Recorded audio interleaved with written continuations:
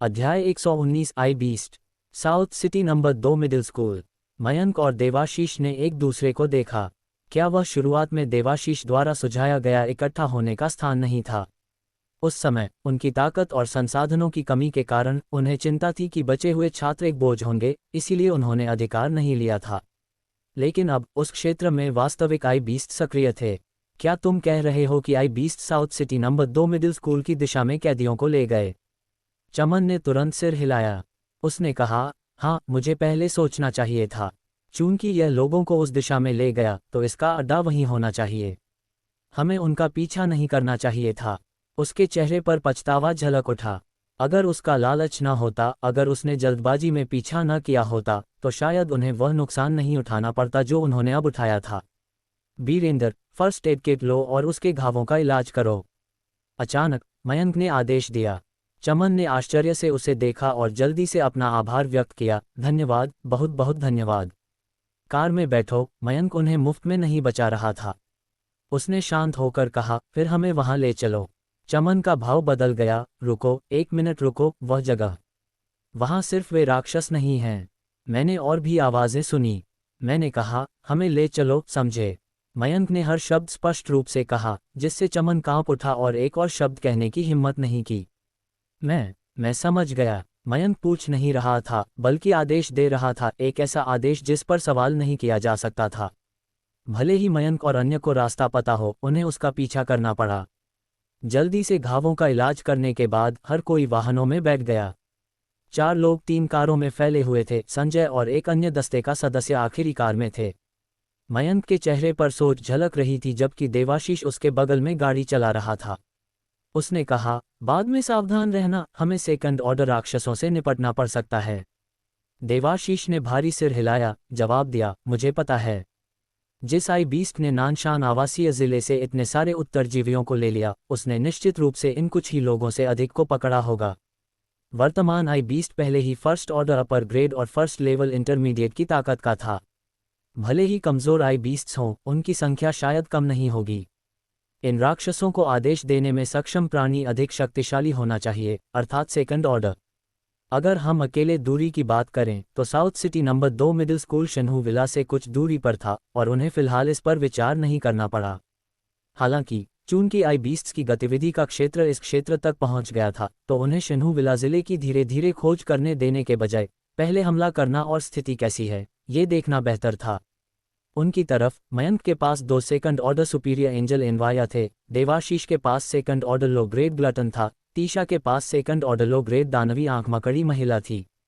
कम से कम भागना भी उनके लिए कोई समस्या नहीं होगी। तो वे स्थिति का पता लगाने का एक मौका ले सकते थे। वाहन south city number 2 middle school की दिशा में आगे बढ़े।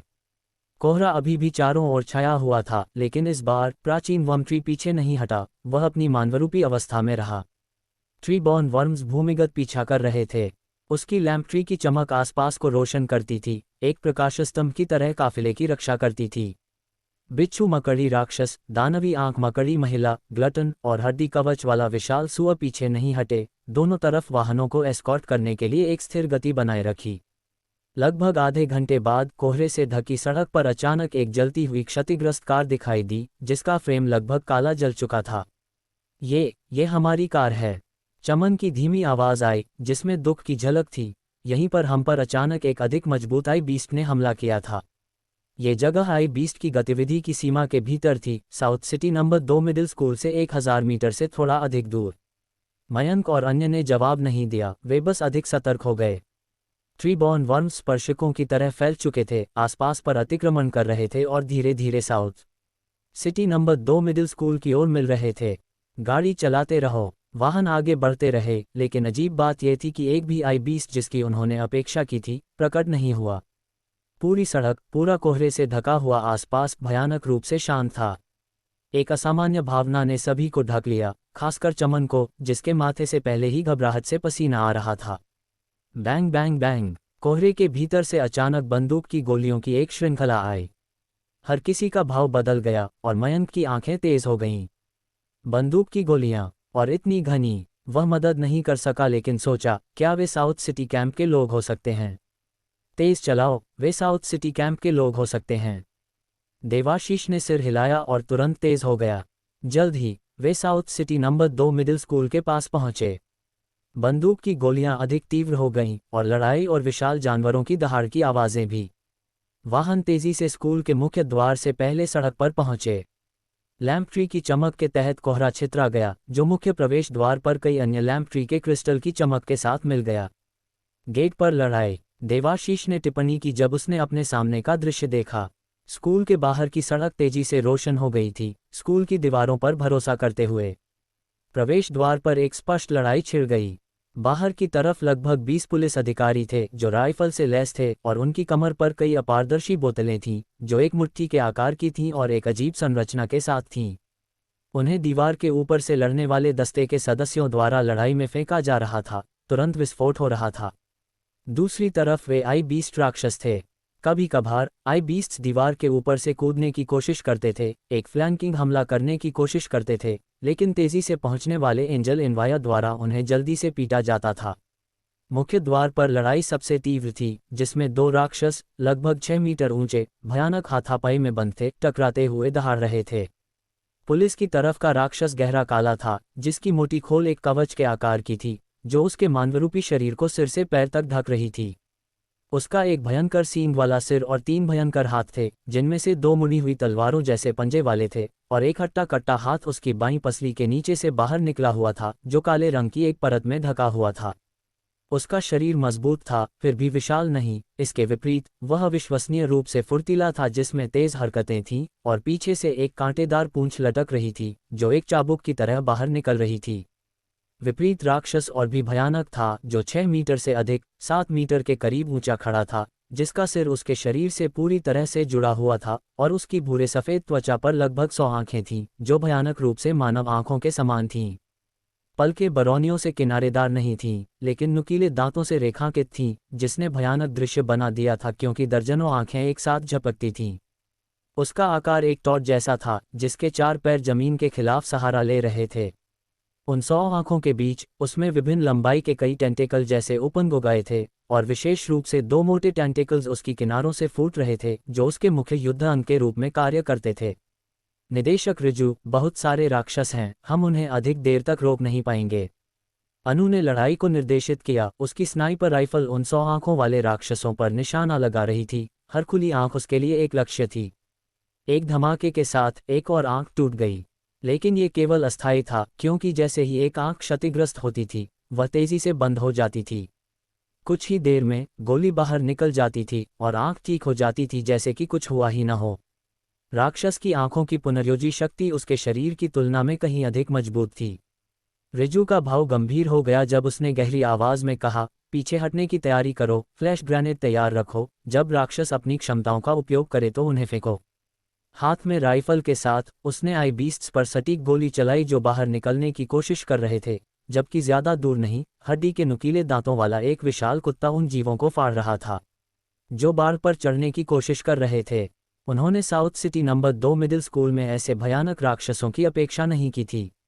अगर अनु सेकंड ऑर्डर लो ग्रेड तक नहीं पहुंची होती, तो वे सभी मिट सकते थे। लड़ाई के दौरान कई टीम सदस्यों ने चुपचाप शेष फ्लैश ग्रेनेड अपने हाथों में ले लिए। जैसे ही फ्लैश ग्रेनेड का उपयोग किया जाता था और राक्षसों की सगाई संक्षेप में कम होती थी, वे तुरंत पीछे हट जाते थे।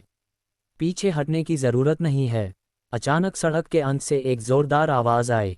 रिजू ने आश्चर्य से आवाज की ओर देखा कि 3 ऑफ रोड वाहन तेजी से उनकी ओर बढ़ रहे थे। वाहनों के साथ किनारे से कई भयानक राक्षस भी थे। उसने सहज रूप से अपने हथियार पर अपनी पकड़ मजबूत की, लेकिन अगले ही पल सबसे ऊंचा राक्षस पहले ही उनके सामने हमला कर चुका था।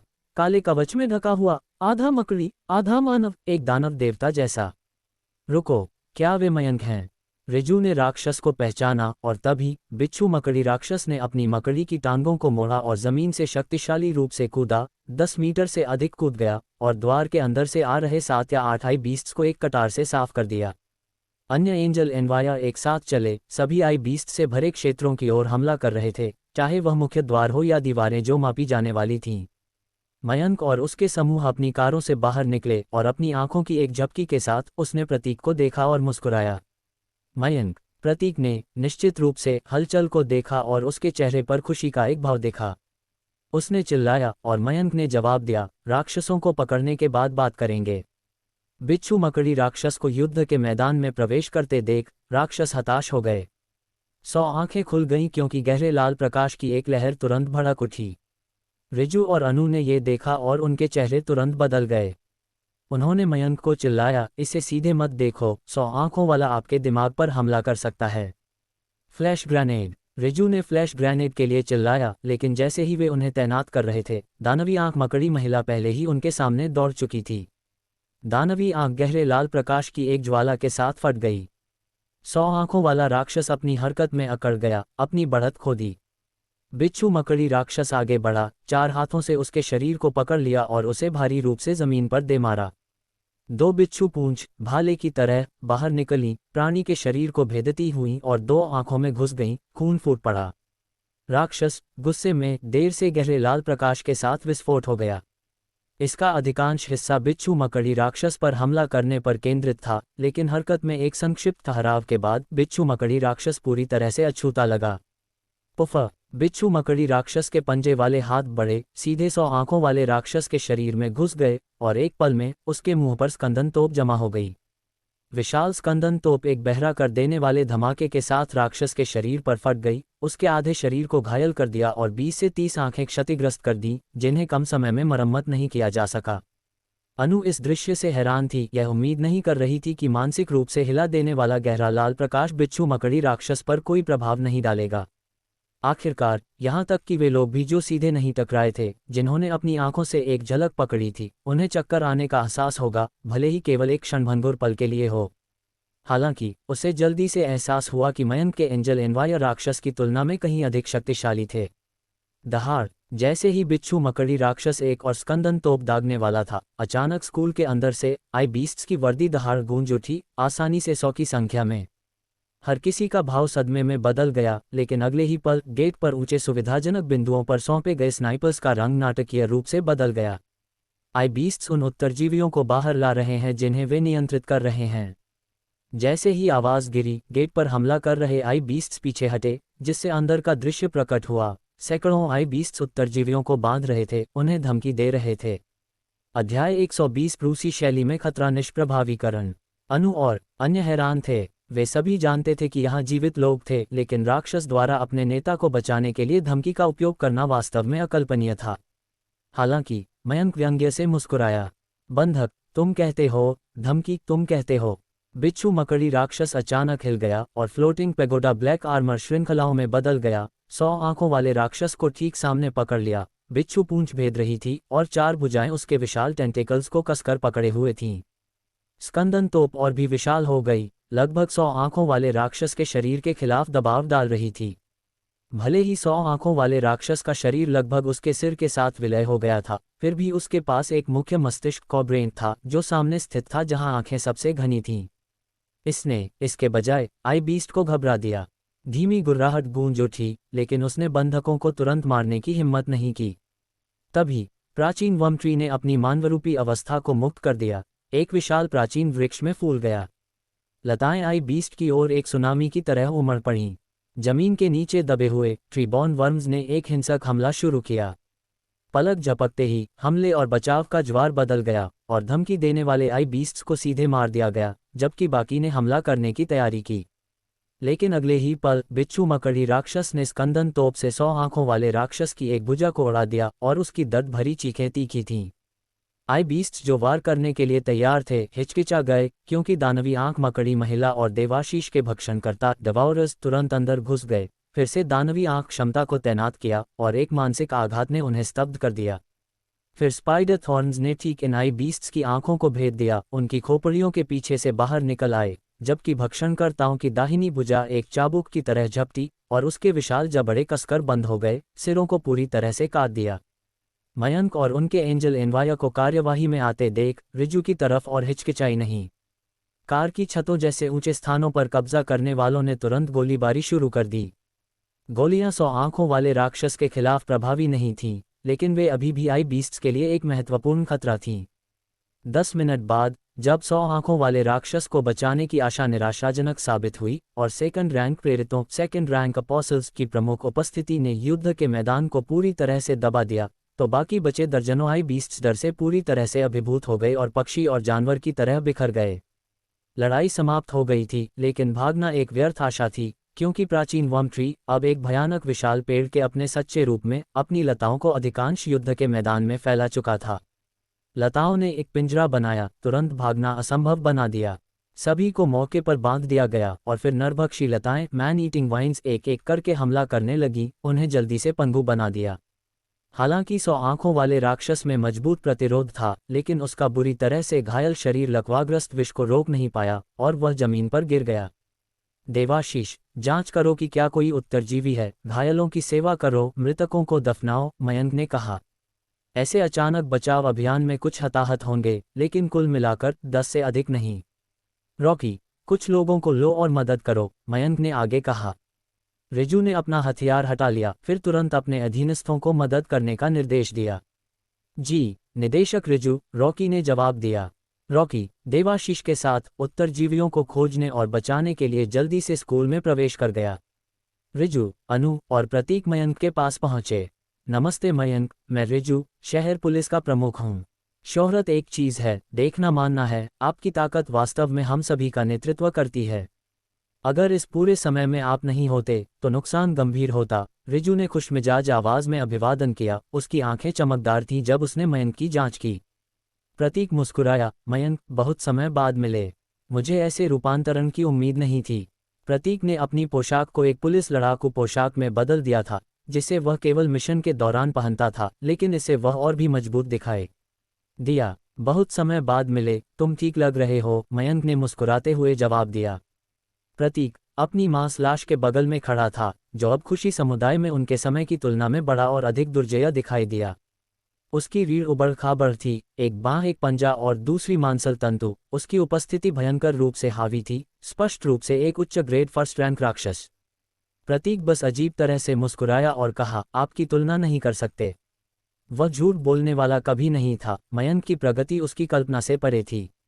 निदेशक रिजू बहुत दयालु हैं, मयंक ने रिजू को देखा और विनम्रता से मुस्कुराया। लड़ाई में रिजू ने जो कठोर रुख अपनाया, वह अपनी हड्डी पर विशाल कुत्ते बोन्स पर जायंट डॉग के बगल में खड़ा था, जो अभी भी खून से सना हुआ था, निस्संदेह मयंक की अनुकूल धारणा अर्जित की। ये कार्यवाही का आदमी था। क्या आप लोगों ने पहले ही यहाँ आपूर्ति की खोज कर ली है? मयंक उत्सुक था, उसकी नज़र ज्यादातर अनु पर थी, जिसके पीछे 2 ऊंचे प्रेरित थे, जिनमें से एक शैडो आर्मर मॉन्स्टर था जिसने 100 आंखों वाले राक्षस से निपटा था। अब उसकी एक भुजा पूरी तरह से एक सामान्य मानव भुजा में बदल गई थी, गहरी ऊर्जा चली गई थी। ये दर्शाता है कि उसने पहले एक क्षमता का उपयोग किया था। दूसरा प्रेरित एक तानाशाह जैसा, हालांकि शैडो आर्मर मॉन्स्टर जितना शक्तिशाली नहीं था, स्पष्ट रूप से एक उच्च ग्रेड फर्स्ट रैंक की ताकत रखता था। इतनी जल्दी सेकंड ऑर्डर लो ग्रेड तक पहुंची, प्रभावशाली प्रतिभा। ऐसा लगता है कि अधिकारियों के पास विशेषज्ञ हैं, उन्होंने इंजेक्शन भी विकसित किया होगा। मयंक ने मन ही मन सोचा, लेकिन फिर रिजू के जवाब ने उसे हैरान कर दिया। हम आपको ढूंढने आए थे, बस रास्ते में एक गलत मोड़ ले लिया, रिजू ने जवाब दिया। हमारे लिए आए? मयंक की नज़र तेज हो गई, एक अप्रत्याशित विकास, लेकिन सरकारी अधिकारियों का उसे ढूंढना वास्तव में दिलचस्प था। मयंक, इससे पहले कि वे पूछ पाते, स्कूल के अंदर से अचानक शोर मच गया। देवाशीष एक गंभीर भाव के साथ जल्दी से आया और कहा, हमें बहुत सारे ममीकृत शव मिले हैं। मयंक भौंहा सिकोड़ गया, फिर रिजू की ओर मुड़ा और कहा, निदेशक रिजू, क्या हमें पहले जाकर देखना चाहिए? ठीक है, चलो साथ चलते हैं। रिजू को भी रॉकी से रिपोर्ट मिली थी और उसका चेहरा मयंक से भी अधिक गंभीर था, क्योंकि कई लोग मारे गए थे। समूह जल्दी से स्कूल में प्रवेश कर गया। प्राचीन वर्म ट्री की लताओं ने पकड़े गए बीस्ट्स और उनके शवों को पेड़ की जड़ों के पास एक स्थान पर खींच लिया था। जमीन खून से सना हुआ था और बारूद की गंध के साथ दुर्गंध हवा में ठहरी हुई थी। जब समूह स्कूल के सबसे गहरे हिस्से में पहुंचा, तो शिक्षण भवन में एक विशाल गड्ढा था। पहली मंजिल की दीवारें और छत घुस गई थीं और जमीन भी खोदी गई थी। इस गड्ढे और खाली कक्षाओं के अंदर सैकड़ों शवों के ढेर पड़े थे। उनकी त्वचा भयानक रूप से पीली थी, उनके चेहरे डर में जमे हुए थे, आकार में भिन्न थे लेकिन ज्यादातर छात्र थे। उनकी मांसपेशियां सूख गई लगती थीं, एक भयानक उपस्थिति बना रही थीं। उनके परे और भी बिखरी हुई हड्डियां पड़ी थीं, मांस की आखिरी परत भी शेष नहीं थी। जो ज्ञान और पोषण का स्थान होना चाहिए था, वह विकृत रूप से मृत शरीरों के इस ढेर में बदल गया था। लानत है उन प्राणियों को। रिजू का चेहरा भयंकर हो गया, वह कैसे नहीं पहचान सकता था कि यह भयानक राक्षसों का किया धरा था। 10 से अधिक लोगों को जिंदा बचाया गया, लेकिन कोई छात्र नहीं है और उनमें से आधे पागल हो गए हैं। देवाशीष की आवाज़ धीमी हो गई। उत्तरजीवियों ने कहा कि राक्षस सिर्फ मांस और रक्त को नहीं खाते। 100 आंखों वाला राक्षस अपनी लताओं का उपयोग जीवित प्राणियों के डर को अपनी उन्नति के लिए ऊर्जा के रूप में खाने के लिए करता है। देवाशीष ने उत्तरजीवियों ने जो बताया था उसे दोहराया। 100 आंखों वाले राक्षस की लताएं और हर आंख लोगों को असीम डर में धकेल देती थी। फिर इस डर की भावना को खा लिया जाता था, जो 100 आंखों वाले राक्षस की शक्ति में बदल जाती थी। ये प्रक्रिया निर्दयी थी जब तक कि वे डर से मर नहीं जाते थे, और फिर उनके मांस को लताओं द्वारा खा लिया जाता था। केवल त्वचा और हड्डियों के शव को पीछे छोड़ दिया जाता था। यहाँ तक कि शेष मांस और हड्डियों को भी बाहर के आई बीस्ट्स द्वारा खा लिया जाता था। केवल हड्डी के ये टुकड़े छोड़ दिए जाते थे। छात्र शारीरिक रूप से सबसे कमजोर होने के कारण और भोजन के बिना अंतहीन डर के शिकार हो गए और पहले मर गए। अब जीवित बचे उत्तरजीवी सभी आई बीस्ट्स द्वारा पकड़े गए थे। कोई नहीं जानता कि आई बीस्ट्स और 100 आंखों वाला राक्षस कब प्रकट हुए या यहाँ के लोगों ने कितना दुख सहा। भावनाओं और मन की शक्तियाँ। रिजू ने उन शब्दों को गंभीरता से उच्चारण किया। मयंक की आंखें थोड़ी झपकी और रिजू ने उसकी प्रतिक्रिया को भांपते हुए कहा, प्रोफेसर अलका और प्रोफेसर समीरन ने ये सिद्धांत दिया कि लैम्प ट्री, पर्यावरण और राक्षसों के शरीरों में पाई जाने वाली नई तरह की ऊर्जा, जिसे आध्यात्मिक ऊर्जा कहा जाता है, जीवों के मन और भावनाओं से संबंधित है। रिजू इन नवीनतम निष्कर्षों पर चर्चा करने से नहीं झिझका, क्योंकि मयंक को खोजने का उसका मूल इरादा परोपकारी था। मयंक ने ध्यान दिया, उसके बगल में खड़ी तीशा पर झलक डाली। तीशा ने पहले अलका का नाम लिया था। देश के भीतर जीव विज्ञान के क्षेत्र में एक प्रमुख प्राधिकारी। जहां तक समीरन की बात है, वह अनजान था, लेकिन संदर्भ को देखते हुए वह केवल एक अकादमिक नहीं होना चाहिए। चलो पहले यहाँ चीज़ों को संभालते हैं। मयंक ने नज़दीक के देवाशीष से कहा, देखो कि क्या किसी को बचाया जा सकता है। अगर ठीक होने की कोई आशा नहीं है तो उन्हें जल्दी से खत्म कर दो। रिजू का भाव थोड़ा बदल गया, लेकिन उसने केवल आह भरी, जैसे युद्ध के मैदान पर घायल सैनिक जिन्हें बचाया नहीं जा सकता। एक मिशन को पूरा करने के लिए कभी कभी सहकर्मियों को पीछे छोड़ने का दर्दनाक फैसला लेना पड़ता था। उनके सामने एक मिशन नहीं, बल्कि मानवता का अस्तित्व था। कोई भी संसाधन दूसरों को जीने का मौका दे सकता है। जितना मुश्किल था, देवाशीष ने समझदारी में सिर हिलाया और जवाब दिया, समझ गया। मानव शवों को संभालने की जरूरत थी। स्कूल में वास्तव में अधिक संसाधन नहीं थे। मयंक की यात्रा ने अपना इरादा पूरा कर दिया था, जो शिन्हू विला जिले के लिए संभावित खतरों को खत्म करना था। उसने स्कूल के बाद के मामले अपने अधीनस्थों पर छोड़ दिए। रिजू के साथ अपनी पहले की बातचीत के बारे में अधिक जिज्ञासु हो गया। निदेशक रिजू पूरे शहर में सफ़र करके मुझे ढूंढने आए, क्या मैं कारण जान सकता हूँ? मयंक ने पूछताछ शुरू की, जिस पर रिजू ने सीधे जवाब दिया, हम सहयोग की तलाश में आए थे। हमारे साथ सहयोग की तलाश? मयंक हंसा, निदेशक, आप आधिकारिक तौर पर अधिकारी हैं, जबकि हम एक अवैध सभा माने जा सकते हैं, है ना? बस मजाक कर रहा हूँ, रिजू ने सिर हिलाया। वर्तमान स्थिति में क्या अवैध या नहीं? आपकी क्षमता के साथ एक उत्तरजीवी शिविर स्थापित करना, इतने सारे राक्षसों को मारना, इतने सारे लोगों को बचाना, आपने वह जिम्मेदारी ली है जो हमें उठानी चाहिए थी। हमें आपका धन्यवाद करना चाहिए। अगर कोई इससे आप पर दबाव डालने की कोशिश करता है तो बस उनसे निपटो, वे किसी गिनती के नहीं हैं। उसके शब्द गूंज रहे थे, फिर भी इसमें पुराने हाथ होने के कारण उसने जो कहा उसमें परतें थीं, जिससे मयंक की हास्यास्पद टिप्पणी स्पष्ट हुई। क्या मयंक वास्तव में आधिकारिक या गैर आधिकारिक मामलों की परवाह करेगा? मयंक मुस्कुराया। जैसा कि रिजू ने जारी रखा, हम सहयोग का अनुरोध करने के लिए यहाँ हैं। आपकी ताकत सबसे मजबूत है और आपकी प्रतिभा सबसे अच्छी है। आपको बाकी सभी से आगे धकेलती है, हमारे साउथ सिटी कैंप से भी बेहतर। राक्षसों के विकास की दर अकल्पनीय रूप से तेज है। इसके अलावा प्रोफेसर अलका और समीरन ने भविष्यवाणी की है कि कोहरा पीछे नहीं हट सकता है और संभावित रूप से ज्वार की तरह हमला कर सकता है। पर्यावरण में आध्यात्मिक ऊर्जा अभी भी बढ़ रही है, कोई नहीं जानता कि आगे क्या होगा। इसलिए केवल सहयोग से नहीं, अधिक सटीक रूप से ये साउथ सिटी में अधिक मनुष्यों को बचने की अनुमति देगा।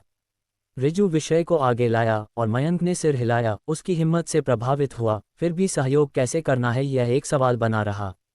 चलो वापस मेरे शिविर में विस्तार से चर्चा करते हैं, ये बात करने की जगह नहीं है, कैसा रहेगा? उसकी टीम में सक्षम लोग थे, उसने अधिक जानकारी प्रकट नहीं की थी, फिर भी उन्होंने उसे यहाँ ढूंढ लिया, इसलिए अब शन्हु विला के स्थान को छिपाने की कोई ज़रूरत नहीं थी। इसके अलावा उसकी ताकत बढ़ गई थी, सामान्य आग्नेयास्त्र एक सेकंड ऑर्डर सुपीरियर के लिए बहुत कम प्रतिबंधात्मक थे और उसके पास अब चर्चाओं में अधिक वजन था। इस प्रकार इस पर बात करना वास्तव में एक अच्छा विचार था।